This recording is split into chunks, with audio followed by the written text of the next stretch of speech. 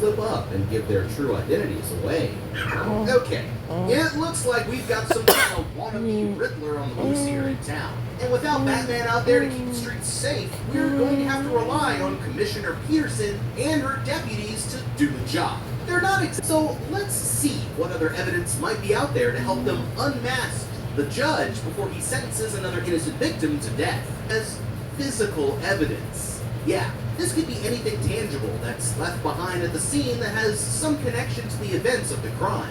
Blood splatter analysis should back up Allison's story that her friend was attacked at close range. What decision the killer went when he left the area. Since the bridge is located near their path, imprints from the killer's shoes and tread marks from their tires can help to figure out what type and size of shoe they were wearing, handwriting to any suspects, and developing a psychological profile for who the killer might be. Besides what they can physically find at the scene, the officers should also ask around for any witnesses who might have noticed anything unusual on the night of the crime, get them in the right direction. They also have Allison's description of the killer's costume and choice of weapon, a red judge mask and a wooden gavel. That's an oddly specific. So unless it's also the #1 selling Halloween costume in town this year, then this should definitely help to narrow things down. Any surveillance cameras from the businesses along the road leading to the bridge could also show the killer's car driving through town. And if Melissa's cell phone is still working and on her body, then they could track it and find her current location. They can start to come up with a list of suspects by creating a psychological profile of Melissa's attacker, and by double-checking the alibis of anyone who might make the list. Unless this was completely random, then the killer is most likely someone who has beef with Melissa and her family. And their decision to do this just a week before Election Day makes that even more likely to be the case. They need to rule out her immediate family first, and let's not forget that her brother Adam was the only other person who knew where they would be going. But he was at work that night, and if her parents' alibis check out as well, then they'll have to start casting a wider net. We know that Tyler and Britt were out driving around in a loud car, and they seem like the type of troublemakers who'd find a place like the bridge to go make out. Maybe it was a prank that went too far, but another possible explanation is that it was someone who either hoped that this would cause Harold to drop out of the race at the last minute, or make the current mayor look bad with there being a masked killer terrorizing the town. Either way, I'd look for anyone with extreme political views on either side and see where that leads. In the meantime, the commissioner should have her deputies doing extra patrols until the killer is caught. The citizens themselves need to stay home at night with their doors and windows locked, and a baseball bat or something better within close reach. And keep an eye out for strange characters who might be lurking around the town. The mayor might still be trying to keep up the illusion of safety, but it's only a matter of time before the killer strikes again. And this time, he's coming after her family next. Back at Allison. Don't. Fresh, never frozen meals ready in 2 minutes.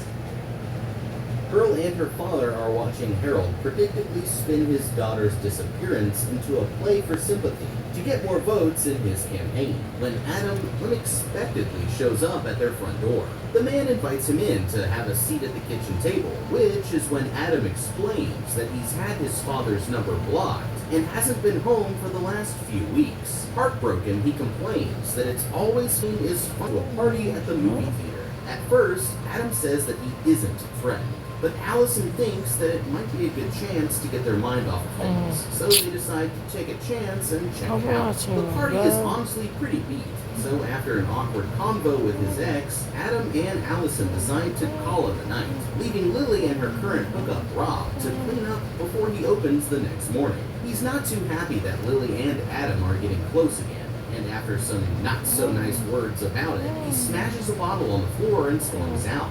But this is the last time that anyone is going to see. Lily is getting ready to head back home. She hears the sound of a door closing from somewhere else in the theater and nervously decides to go check it out. The place seems empty at first as she searches through the back hallways, but as she's checking one of the theaters, a man dressed in all black lunges out from the darkness and tries to grab her from behind. Lily quickly spins around, hitting her attacker with a blast of pepper spray until she realizes that it's only Tyler and Brett in lobby. But that's when the projector randomly starts playing an advertisement for the concession booth, stopping the girl in her tracks. All of a sudden, the real killer emerges from the shadows, blasting Lily with her own pepper spray before cracking her knee with a hit from his gavel as the girl lies screaming on the floor. This sicko empties out a bunch of broken glass and uses it to slice her throat. Okay, can we get a cleanup in Theater 4? You can say what you want about the judge's performance, but one thing is for sure, he's making a killing at the box office. It's just too bad that Lily here won't be becoming kind of clueless parents let their kids go out and party while there's an unidentified killer roaming around the town. Like, hello? You have to make it at least somewhat challenging for the guy to get his victims. Otherwise, you might as well be doing his job for him. Speaking of that, Lily here walked right past the exit and straight into the normal circumstances. You're kind of obligated to check out suspicious noises for work reasons. But with a killer running around, that's a good enough excuse not to risk your life for a minimum wage movie theater job. Personally, my paranoid ass would have been sprinting out of there like a cartoon character at the first sign of trouble, because there ain't no way I'm ending up as some pissed off pilgrim's next victim. I'll let Commissioner Candy Bar and Deputy Mustache over here check it out while I'm watching with some popcorn from the safety of my car. The worst part is that she even had a can of pepper spray ready to rip, but dropped it when that dingleberry Tyler knocked it out of her hand and then didn't even bother to pick it back up. Even with from the old spicy Febreze might have saved her life, but instead she got smoked with her own loadout, and that's just embarrassing. As soon as that projector started playing, I'm disappearing out of there faster than J. Cole during the Drake versus Kendrick Lamar beef. But Lily stood there mesmerized like it was her first time seeing this, even though she works at the theaters and must have heard that little jingle 1,000 times. I'll admit that it's not exactly easy after you've been pepper sprayed and beaten up with a gavel, but there's never a better time to go Super Saiyan than when someone is about to cancel your breathing subscription, trip him, glass, and stab him in the leg with it. You don't need to win the fight, you just need to injure your attacker long enough for you to get to safety, and let the local authorities take care of the rest. Now, when it comes to our list of suspects, we know that all of the main doors should have been locked, which means that Tyler and Britt must have still been hiding out in there from the party before. If this is true, then we might be able to narrow our search down to just people who have keys to the theater, but pretty soon we're going to find out that there's even more going on here than you might first think. At Allison's, Adam confesses that he broke up with Lily after his sister caught her making out with Rob behind the movie theater. But it's a sweet moment, but it's abruptly interrupted when they hear a loud crashing noise from somewhere downstairs. Concerned, the man tells Allison to stay put in her bedroom while he goes to the right.